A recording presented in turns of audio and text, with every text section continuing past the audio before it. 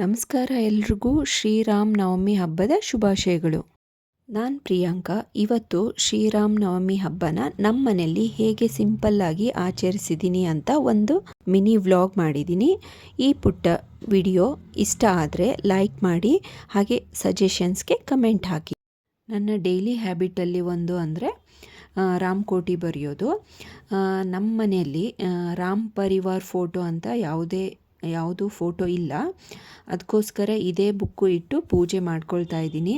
ಹಾಗೆ ದೇವ್ರ ಮನೆ ಪೂಜಾ ಐಟಮ್ಸು ಎಲ್ಲ ದೇವರನ್ನು ಕ್ಲೀನ್ ಮಾಡಿಕೊಂಡು ನೈವೇದ್ಯ ಮಾಡೋಕ್ಕೆ ಸ್ಟಾರ್ಟ್ ಮಾಡ್ಕೊಳ್ತಾ ಇದ್ದೀನಿ. ಇವಾಗ ದೇವ್ರ ಪೂಜೆ ಆದ ತಕ್ಷಣವೇ ನೈವೇದ್ಯನ ಸಮರ್ಪಣೆ ಮಾಡಿಬಿಡಬೇಕು, ತುಂಬ ಹೊತ್ತು ಲೇಟ್ ಮಾಡಬಾರ್ದು. ಅದಕ್ಕೋಸ್ಕರ ದೇವ್ರ ಮನೆ ಎಲ್ಲ ಕ್ಲೀನ್ ಮಾಡಿಕೊಂಡು ನೈವೇದ್ಯ ಮಾಡಿ ಇಟ್ಕೊಂಡ್ಬಿಟ್ರೆ ದೇವ್ರ ಪೂಜೆ ಆದ ತಕ್ಷಣವೇ ನೈವೇದ್ಯನ ಸಮರ್ಪಣೆ ಮಾಡ್ಬೋದು. ನೀವಿಲ್ಲಿ ನೋಡ್ತಾ ಇರ್ಬೋದು, ಕರ್ಬೂಜ ಹಣ್ಣನ್ನು ಬಳಸಿ ಬೆಲ್ಲದ ಪಾನಕನೂ ರೆಡಿ ಮಾಡ್ಕೊಂಡಿದ್ದೀನಿ. ಹಾಗೆ ಕೋಸಂಬರಿ ಮತ್ತು ಮಜ್ಜಿಗೆನೂ ರೆಡಿ ಮಾಡಿಕೊಂಡು ದೇವ್ರ ನೈವೇದ್ಯಕ್ಕೆ ತಟ್ಟೆನ ರೆಡಿ ಮಾಡ್ಕೊಂಡಿದ್ದೀನಿ. ಮತ್ತು ತಾಂಬೂಲ ಸಮೇತ ಮತ್ತು ಹೂವು, ಹಣ್ಣು, ಎಲೆ, ಕಾಯಿ, ಬಾಳೆಹಣ್ಣು ಹೀಗೆ ಎಲ್ಲ ಸಾಮಗ್ರಿಗಳನ್ನು ರೆಡಿ ಮಾಡ್ಕೊಂಡಿದ್ದೀನಿ.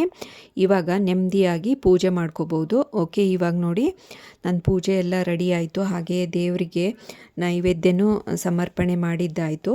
ಈ ಹಬ್ಬಕ್ಕಂತೂ ತುಳಸಿ ದಳಗಳನ್ನು ಮಿಸ್ ಮಾಡದೆ ತರ್ತೀವಲ್ವ, ಹಾಗೆ ಎಲ್ಲ ನೈವೇದ್ಯಕ್ಕೂ ತುಳಸಿ ದಳಗಳನ್ನು ಸಮರ್ಪಣೆ ಮಾಡಿದ್ದೀನಿ. ಹಾಗೆ ದೇವ್ರಿಗೂ ತುಳಸಿಯನ್ನು ಏರಿಸಿದ್ದೀನಿ.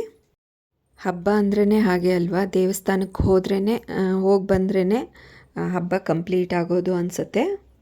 ದೇವಸ್ಥಾನಕ್ಕೆ ಹೋಗೋಕ್ಕೆ ಈ ಸ್ಯಾರಿನ ರೆಡಿ ಮಾಡಿದ್ದೀನಿ. ಬ್ಲೌಸ್ ಈ ಸ್ಯಾರಿದಲ್ಲ, ಬಟ್ ಮ್ಯಾಚ್ ಆಗಿದೆ ಅಂದ್ಕೊಳ್ತಾ ಇದ್ದೀನಿ. ನಿಮ್ಗೆ ಹೇಗೆ ಅನಿಸುತ್ತೆ ಕಮೆಂಟ್ ಮಾಡಿ. ಎಲ್ರಿಗೂ ಅಷ್ಟೇ ಅಲ್ವಾ, ದೀಪ ಮುಡಿಸೋದು ಸಾಯಂಕಾಲ ಕೆಲಸ ಇದ್ದೇ ಇರುತ್ತೆ. ಬಾಗಿಲಿಗೆ ನೀರು ಹಾಕಿ ದೀಪ ಮುಡಿಸಿ ದೇವಸ್ಥಾನಕ್ಕೆ ಹೋಗೋಕ್ಕೆ ರೆಡಿ ಆಗ್ತಾಯಿದ್ದೀನಿ. ರಾಮ ಮಂದಿರ್ಗೆ ಹೋಗಿಲ್ಲ ಅಂದರೂ ಅಟ್ಲೀಸ್ಟ್ ಆಂಜನೇಯನ ಟೆಂಪಲ್ಗೆ ಹೋಗಿ ಬರೋ ವಾಡಿಕೆ ಅಂತೂ ಇವತ್ತು ಇದ್ದೇ ಇದೆ ಅಲ್ವಾ. ನಾನು ಹಾಗೆ ಆಂಜನೇಯನ ಟೆಂಪಲ್ಗೆ ಹೋಗಿ ಪಾನಕನ ಪ್ರಸಾದವಾಗಿ ಸ್ವೀಕರಿಸಿ ರಾಮಾಂಜನೇಯನ ಭಜನೆನ ಕಿವಿಗೆ ಹಾಕ್ಕೊಂಡು ಮನೆಗೆ ಬಂದಿದ್ದಾಯಿತು.